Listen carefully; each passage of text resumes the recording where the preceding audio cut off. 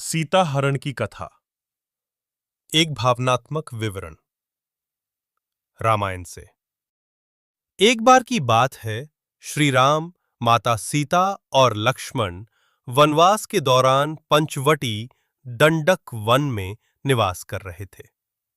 वह रावण की बहन शूर्पणखा श्री राम पर मोहित हो गई थी और विवाह का प्रस्ताव रखती है। राम विनम्रता से इनकार करते हैं और कहते हैं कि वे पहले से ही विवाहित हैं। फिर शूर्पणखा लक्ष्मण से विवाह का प्रस्ताव करती है। लक्ष्मण भी मना करते हैं और कुछ कठोर वचन बोलते हैं। क्रोध में आकर शूर्पणखा माता सीता को नुकसान पहुंचाना चाहती है। तभी लक्ष्मण उसकी नाक काट देते हैं। अपमानित शूर्पणखा दौड़ी दौड़ी अपने भाई रावण के पास जाती है और उसका अपमान बताया। रावण क्रोधित हो जाता है, लेकिन साथ ही जब वो सीता के सौंदर्य का वर्णन सुनता है तो उस पर मोहित हो जाता है और सीता को हरने की योजना बनाता है। मारीच की चाल और सीता का मोह। रावण अपने मामा मारीच से कहता है कि वो स्वर्ण मृग का रूप धारण करके सीता के सामने जाए ताकि राम और लक्ष्मण को दूर भेजा जा सके।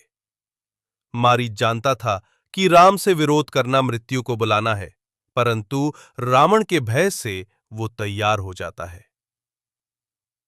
एक दिन एक अत्यंत सुंदर स्वर्ण मृग माता सीता की कुटिया के पास आता है। सीता उसकी सुंदरता पर मोहित हो जाती हैं और राम से कहती हैं, प्रभु, वो हिरन कितना सुंदर है, मुझे वो चाहिए, आप उसे पकड़ लाइए। राम लक्ष्मण से कहते हैं कि वो सीता की इच्छा पूरी करने जा रहे हैं। जाते जाते वे लक्ष्मण को आदेश देते हैं कि वो सीता की रक्षा करे। राम की पुकार और लक्ष्मण रेखा। मारीच जो स्वर्ण मृग बना था, राम के बाण से घायल होकर मरने से पहले राम की आवाज में चिल्लाता है, हा लक्ष्मण, हा सीते। सीता ये सुनकर बहुत व्याकुल हो जाती हैं और लक्ष्मण से कहती हैं, तुम्हारे भाई संकट में हैं, तुम उनकी सहायता को क्यों नहीं जाते? लक्ष्मण जानते थे कि ये माया हो सकती है, लेकिन सीता का व्याकुल प्रेम उन्हें जाने पर विवश कर देता है।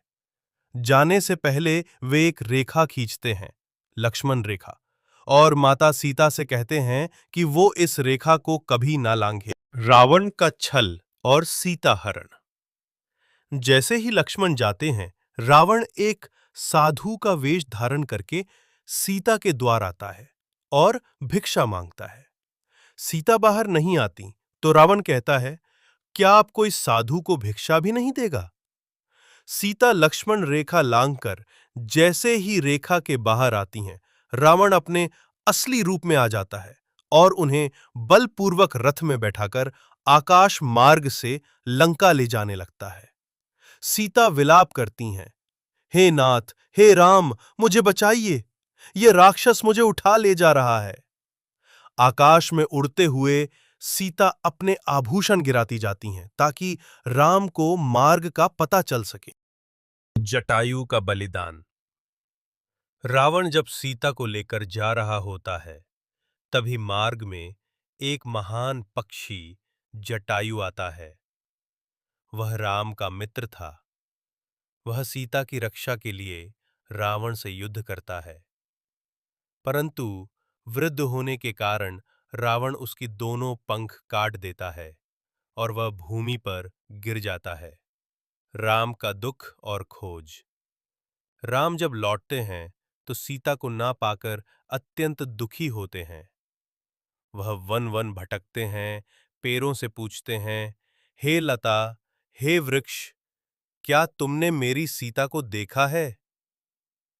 यह दृश्य अत्यंत करुणामय होता है।